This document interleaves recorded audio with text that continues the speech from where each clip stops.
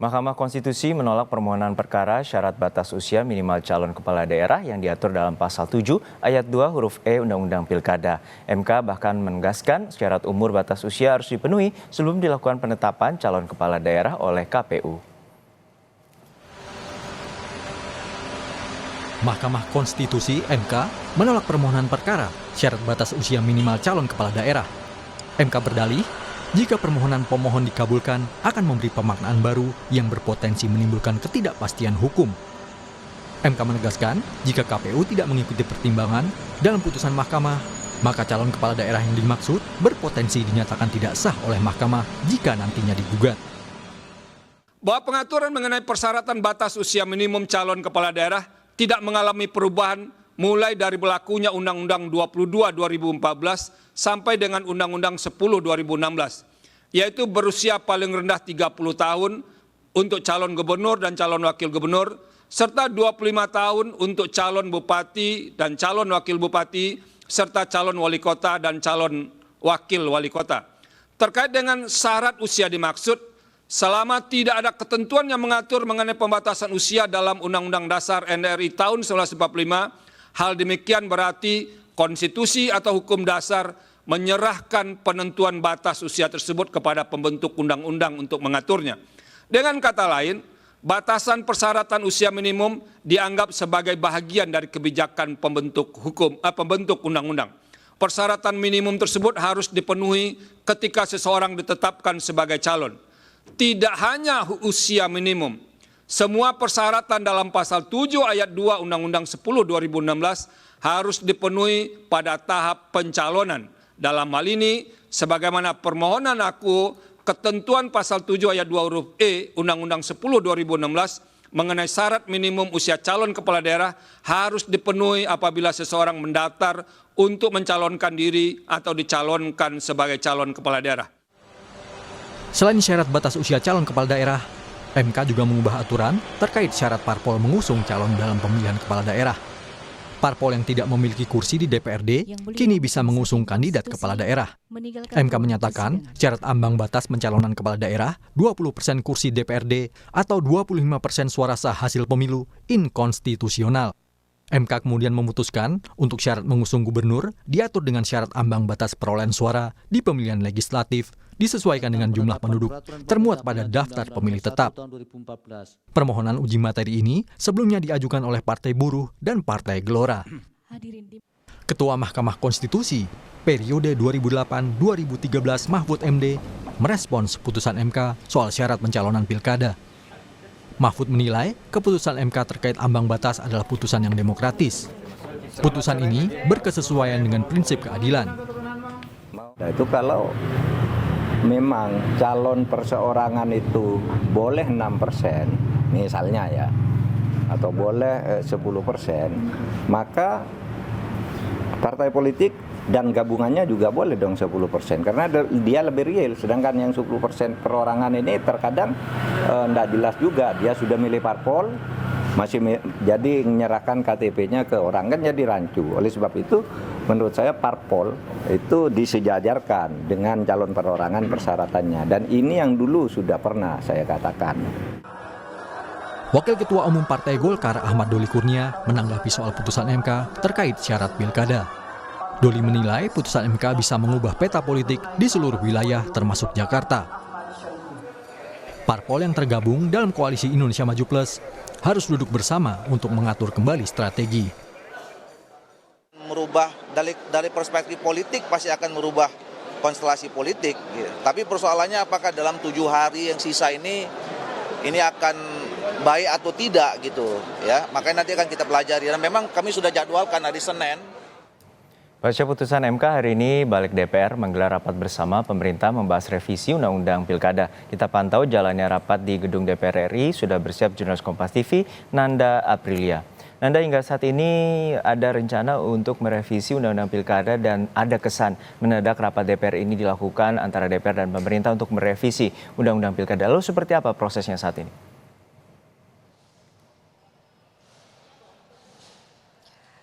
Selamat siang Junior dan juga saudara, tampaknya demikian beberapa pihak juga beranggapan seperti itu, kesan dadakan.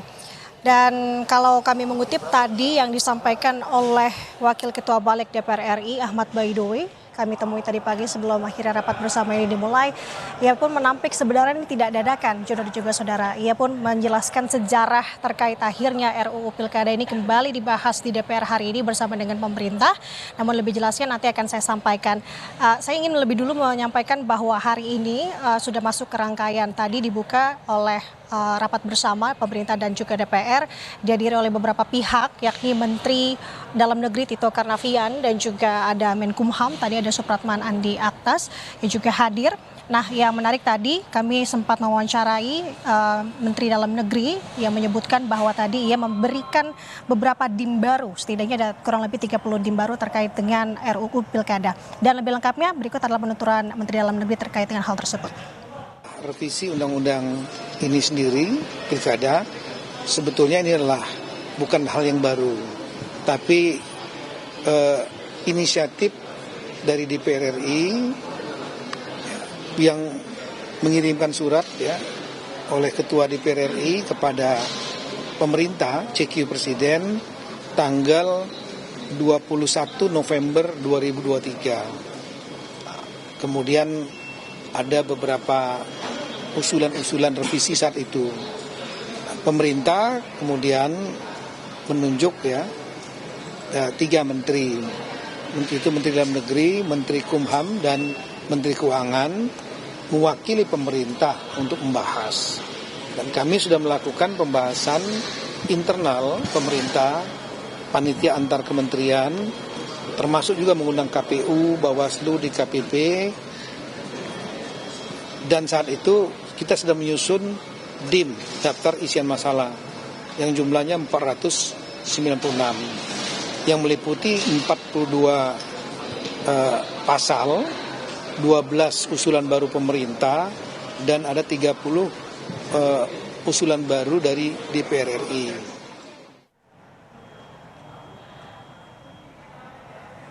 Nah, Juno, ini selaras dengan apa yang tadi kami kutip dari Ahmad Baidowi. Sejarah yang tadi saya sampaikan adalah mengingat ini adalah usulan inisiatif DPR yang sebenarnya dikeluarkan November 2023, terhalang pemilu 2024, akhirnya melihat momen yang dinilai pas, kemudian akan dibahas lagi sekarang yang memang momennya bertepatan sehari setelah putusan Mahkamah Konstitusi terkait dengan ambang batas atau threshold ini.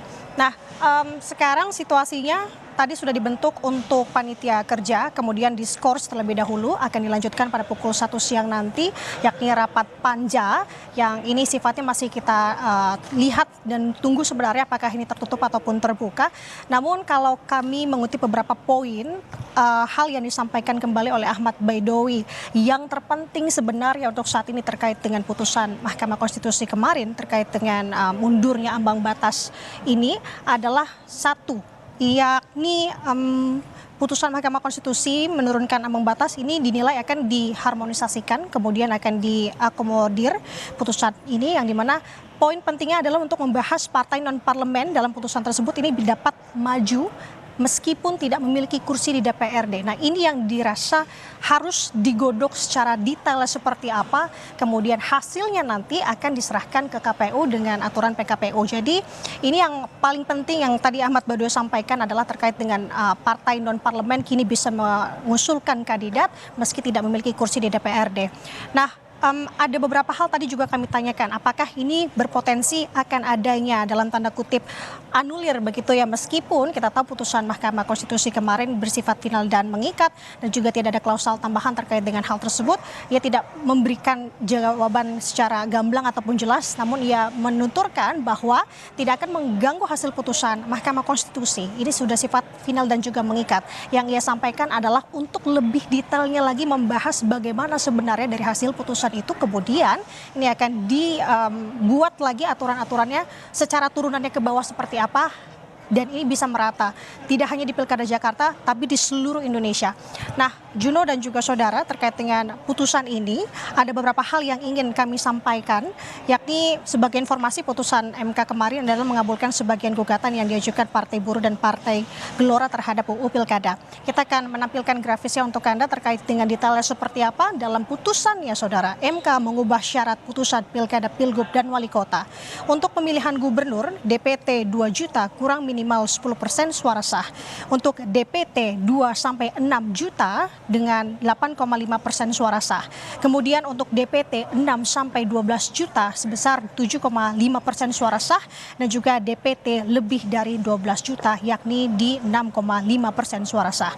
Sementara syarat ambang batas calon kepala daerah, bupati, wali kota untuk DPT 250.000 kurang 10% suara sah, DPT 250 sampai 500.000 yakni di 8,5% suara sah, DPT 500.000 hingga 1 juta yakni di 7,5% suara sah, hingga DPT lebih dari 1 juta di 6,5% suara sah. Ini Juno lagi-lagi yang akan dibahas dalam rapat hari ini. Seperti apa mekanisme dan juga DPT-DPT-nya? Seperti apa sebenarnya hasil putusan kemarin sehingga adanya angka-angka tersebut dikeluarkan oleh Mahkamah Konstitusi. Lagi-lagi saya sampaikan kita akan menunggu bagaimana perkembangan yang akan digodok di dalam terkait dengan RUU Pilkada. Apakah ini benar akan mengakomodir, mengharmonisasikan putusan MK ataupun sebaliknya? Kita akan lihat dan tunggu, dan kita akan informasikan selengkapnya untuk Anda. Juno, sementara kembali ke studio. Baik, terima kasih atas laporan Anda, jurnalis Kompas TV, Nanda Aprilia dari Gedung DPR RI Jakarta. Lalu kita akan membahas dampak dari putusan MK. Kita terhubung dengan pengajar pemilu Fakultas Hukum Universitas Indonesia, Titi Anggraini. Selamat siang, Mbak Titi, sehat selalu? Selamat siang Mas Juno, alhamdulillah sehat Ya. juga untuk kita semua. Baik, Mbak Titi, ini sebelum kita membahas terkait dengan putusan MK yang final dan mengikat, ini ada upaya juga di DPR terkait dengan revisi Undang-Undang Pilkada. Bagaimana Anda melihat proses di DPR ini, dan tadi juga kita akan membahas terkait dengan apakah ini mengharmonisasi atas putusan MK atau sebaliknya?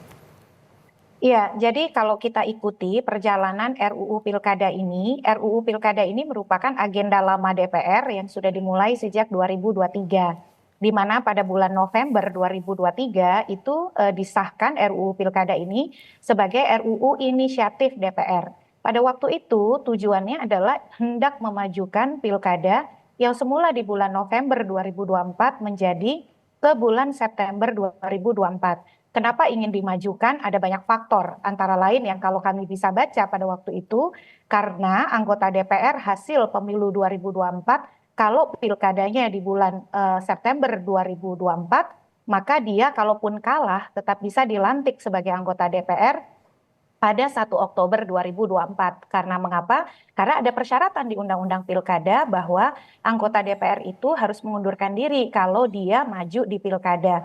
Jadi kalau pilkadanya September, dia kalah sekalipun, kursinya tidak akan lepas yang dia dapat di 2024 karena dia baru dilantik 1 Oktober begitu.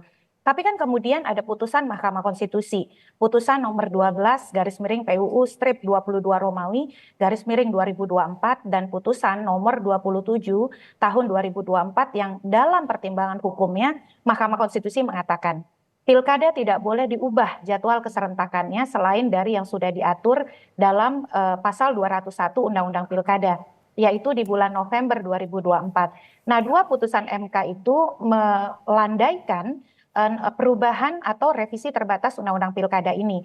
Makanya kan kemudian di bulan November 2023 dia menjadi RUU inisiatif yang disahkan di paripurna, tapi kehilangan gregetnya begitu ya, karena pilkada harus jalan tetap di November 2024 dan KPU pun sudah menerbitkan peraturan KPU nomor 2 tahun 2024 tentang tahapan dan jadwal pilkada serentak 2024.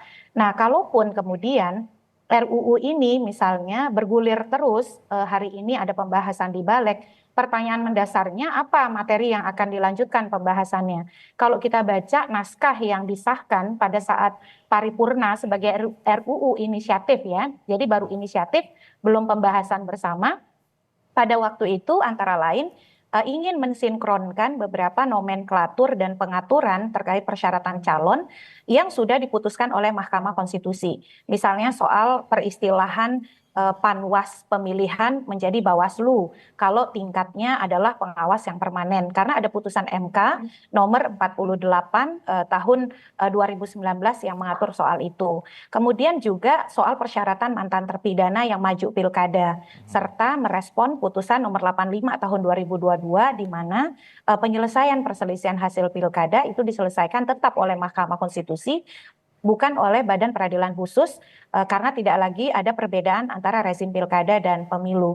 Jadi dalam konteks itu kalau menyelaraskan dengan putusan MK betul-betul menyelaraskan, dia tentu relevan begitu ya, tapi pertanyaannya waktunya cukup atau tidak. Karena membuat undang-undang itu bukan hanya soal maunya DPR dan pemerintah, tapi juga wajib ada partisipasi masyarakat yang bermakna. Nah, memang sekarang ada 2 dan beberapa putusan MK lain yang berkaitan dengan pengujian undang-undang pilkada. Contoh soal syarat usia ya, penentuannya kapan, lalu kemudian threshold atau ambang batas untuk mencalonkan terkait perolehan suara minimal dan juga soal kebolehan kampanye di kampus. Jadi kalau pembentuk undang-undang dalam hal ini DPR ingin melanjutkan, maka tidak boleh dan tidak lain tidak lain dan tidak bukan begitu ya, itu harus 100% mengakomodir putusan MK. Tidak ada agenda untuk kemudian menyimpangi apalagi mengurangi dan mendistorsi isi putusan MK. Lagi pula kalau kita bicara putusan MK sebenarnya dengan tindak lanjut melalui peraturan KPU saja itu sudah cukup mengingat waktunya yang sudah semakin mepet. Jadi kalau kemudian ada upaya-upaya misalnya melakukan perubahan, melanjutkan perubahan dengan memberi tafsir atau interpretasi yang tidak sejalan dengan putusan MK, maka itu akan menjadi sumber kekacauan dan turbulensi baru bagi penyelenggaraan Pilkada serentak 2024 yang akan sangat merugikan dan destruktif ya terhadap segala proses yang kita sudah lalui, Mas Juno. Ya, tapi begini Mbak, apakah ini ada potensi untuk menggagalkan dari putusan MK karena kita ketahui bahwa misalnya DPR berpendapat bahwa ini adalah open legal policy dan akhirnya ada sesuatu syarat-syarat tadi putusan MK terkait dengan ambang batas ataupun juga syarat usia. Seperti itu ada upaya-upaya seperti itu Mbak Titi? Ya, selentingannya ada, tapi kan selentingan itu akan terkonfirmasi dari proses hari ini yang berlangsung. Jadi harapan kita adalah jangan sampai kemudian selentingan itu menjadi nyata. Sebab tidak ada saya kira pandangan publik ya, ada tidak pandangan masyarakat yang menyatakan bahwa putusan MK ini tidak pro demokrasi. Ini aura dan suasananya berbeda sekali dengan contoh putusan 90. Hampir semua liputan, catatan, komentar itu positif. Karena seolah-olah publik itu mendapatkan harapan baru, keragaman pilihan politik, dan ini menguntungkan semua partai. Misalnya ada narasi bahwa putusan MK itu menguntungkan PDIP di Jakarta. Betul, karena PDIP jadi bisa mengusung sendiri. Tapi bukan hanya PDIP, PKS juga bisa, Golkar bisa, Partai Amanat Nasional bisa, dan seterusnya. Di Banten, Golkar jadi bisa mengusung kader terbaiknya kalau mau, misalnya Ibu Airin Rahmidiani begitu ya. Jadi dalam konteks open legal policy, kita harus kembalikan kepada koridor. Ketika Mahkamah Konstitusi sudah memutuskan, putusan MK itu adalah final dan mengikat. Dia berlaku serta-merta dan mengikat semua pihak atau erga omnes. Jadi kita memang dituntut untuk patuh berkonstitusi. Sama seperti partai-partai meminta kita patuh berkonstitusi mengikuti putusan 90. Jadi dalam hal ini, kalau saya lihat ya, kalau mengikuti ini kerangka waktu nih, ini kita sudah di bulan Agustus, sedangkan pendaftaran calon 27 sampai 29 Agustus. Jadi lebih baik fokus kepada perubahan pada aspek teknis yaitu administratif melalui peraturan KPU, tidak usah melalui undang-undang. Nanti selesai pilkada, baru evaluasi, benahi undang-undang pemilu dan undang-undang pilkada, dan kami merekomendasikan pengaturan pemilu dan pilkada itu dilakukan dalam satu naskah saja, yaitu undang-undang tentang pemilihan umum, karena rezim pilkada dan pemilu adalah sama begitu. Jadi tidak sekarang nih, supaya tidak blunder dan menimbulkan kecurigaan yang bisa destruktif dan juga kontraproduktif bagi persiapan penyelenggaraan pilkada kita, Mas Juno. Ya Mbak Titi, terakhir untuk saat ini berarti pandangan Anda adanya penolakan terkait gugatan yang ada oleh putusan MK ini terkait dengan ambang batas dan juga syarat batas usia ini sangat baik bagi demokrasi, dan apa saja poin penting agar terjadinya dalam proses pilkada ke depan ini tidak menimbulkan polemik yang berkelanjutan di masyarakat? Ya, tentu saja soal keberlakuan. Putusan MK ini sangat terang benderang, itu berlakunya untuk 2024. Karena kalau dia ingin menunda, itu dia sebutkan dengan spesifik di dalam amar putusan. Contohnya di putusan soal ambang batas parlemen yang kami mohonkan dari Perludem, itu kan disebut oleh MK diberlakukan 2029 dan pemilu-pemilu berikutnya. Karena putusan MK serta merta berlaku, final dan mengikat, maka ketika diketok palu saat itu juga dia berlaku. Jadi kalau ada yang mengatakan itu bisa diberlakukan di 2029, itulah yang memperkeruh suasana. Jadi yang kita harus ikuti adalah konsistensi. Kalau putusan 90 yang diketok 3 hari sebelum pendaftaran calon, itu semua diminta untuk patuh. Apalagi putusan ini yang menyasar inklusivitas pencalonan dari semua partai politik semua diuntungkan, mungkin di satu daerah dia merasa rugi, tapi di daerah lain 37 pilkada gubernur, 508 pilkada kabupaten kota, semua pasti akan mendapatkan untungnya. Dan supaya tidak kemudian ekses kecurigaan, spekulasi itu berlanjut, sebaiknya revisi Undang-Undang Pilkada ini dihentikan saja. Jadi kita fokus pada tindak lanjut putusan MK melalui perubahan peraturan KPU dan perubahan Undang-Undang Pemilu dan Pilkada itu setelah rampung Pilkada sehingga kita holistik, sempurna, dan menyeluruh di dalam melakukan perbaikan pengaturan Pilkada dan Pemilu kita, Mas Juno. Baik, kita harapkan bagaimana proses nanti di DPR juga turut mengikuti apa yang menjadi putusan MK dan menghormati bahwa putusan MK adalah final dan mengikat. Terima kasih Mbak Titi Anggraini, dosen pengajar hukum kepemiluan Fakultas Hukum Universitas Indonesia telah berbagi bersama kami di Kompas Siang.